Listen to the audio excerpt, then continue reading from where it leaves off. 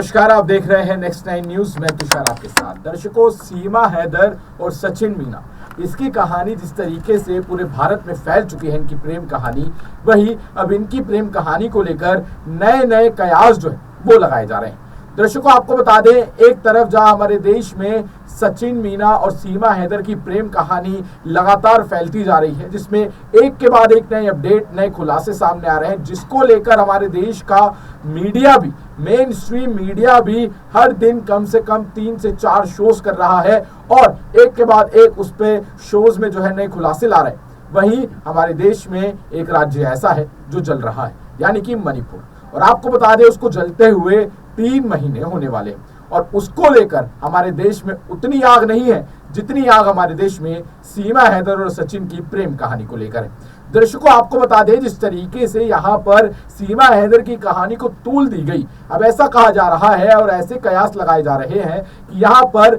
मणिपुर के मामले को दबाने के लिए और मणिपुर का मामला ज्यादा लोगों तक ना पहुंचे और ज्यादा लोगों तक वहां की सच्चाई ना पता चले और सरकार का फेलियर लोगों के सामने ना आए, इसलिए सीमा हैदर की कहानी को इतना ज्यादा फैलाया गया। आपको बता दें, आपने खुद देखा होगा किस तरीके से जो मेन स्ट्रीम मीडिया है वो एक के बाद एक लगातार सीमा हैदर पर बैक टू बैक शोज कर रहा है और मणिपुर पे बस 1 या 2 शोज, वो भी कभी कभी, डेली नहीं। दर्शकों, इससे साफ साफ पता चलता है कि कहीं ना कहीं यहां पर एक प्रोपेगेंडा चलाया जा रहा है जो साफ साफ मणिपुर की राजनीति को, मणिपुर के हालात को दबाने की कोशिश कर रहा है। अब ऐसा क्यों है दर्शकों? ऐसा इसलिए है क्योंकि वहां पर भारतीय जनता पार्टी की सरकार है जो केंद्र में भी सरकार में है, और ऐसा इसलिए है कि 3 महीने से वहां के हालात बेकार है और वहां की सरकार कुछ भी रोकने को, यहां पर रोकने के लिए करते हुए दिखाई नहीं दे रही।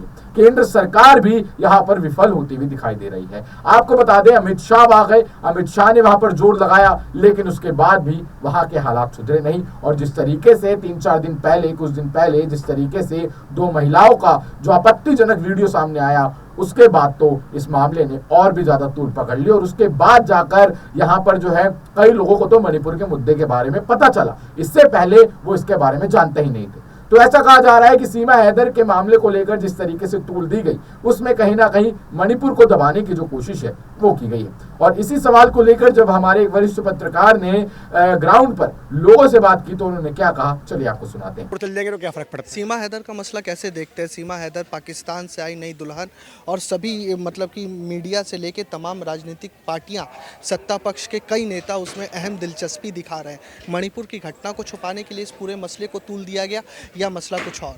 देखिए, मणिपुर की घटना को दबाने के लिए तूल दिया गया।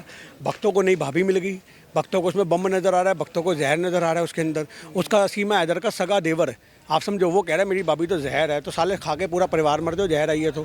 अगर वो कहते हैं, दूसरे बार कहता है बम है, बम है, तो वो फटेगी तो हिंदुस्तान भुगतेगा।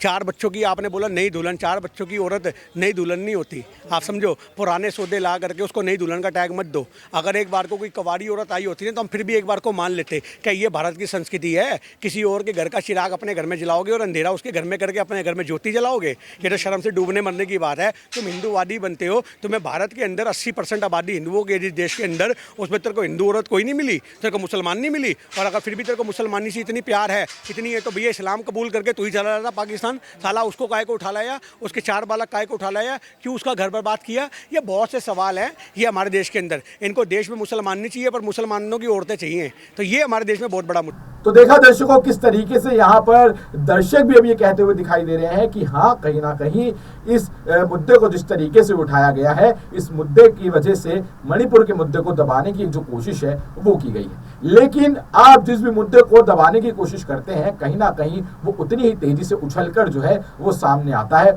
और वो आया। जिस तरीके से यहाँ पर 2 महिलाओं का आपत्तिजनक जो वीडियो सामने आया था, जिसमें उनको नग्न अवस्था में घुमाया जा रहा था, और वो वीडियो जब से बाहर आया, और वो वीडियो मई का था, दर्शकों आपको बता दें, वो वीडियो मई का था और आया अभी कुछ दिन पहले बाहर, और उसको लेकर जिस तरीके से पूरे देश में आक्रोश फैला, उससे मणिपुर के हालात हर आम जनता के घर तक पहुंच गए और प्रधानमंत्री नरेंद्र मोदी को अपनी 3 महीने से साधी हुई चुप्पी को तोड़ना पड़ा और उसके बाद आकर उन्हें बोलना पड़ा।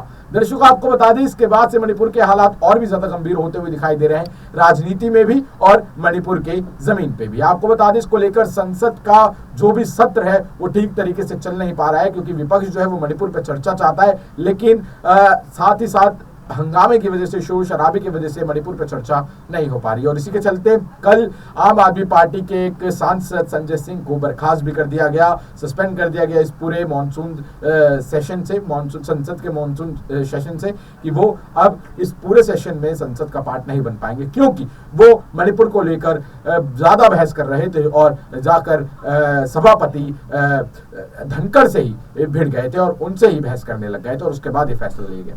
लेकिन दर्शकों, जिस तरीके से सीमा हैदर के मामले को उछाला गया और जिस तरीके से यहाँ पर मणिपुर को दबाया गया, आपको क्या लगता है? क्या ये इसके पीछे कोई प्रोपेगेंडा था और क्या ये सही है या नहीं? हमें कमेंट सेक्शन में जरूर बताएं और देखते रहें नेक्स्ट 9 न्यूज। धन्यवाद।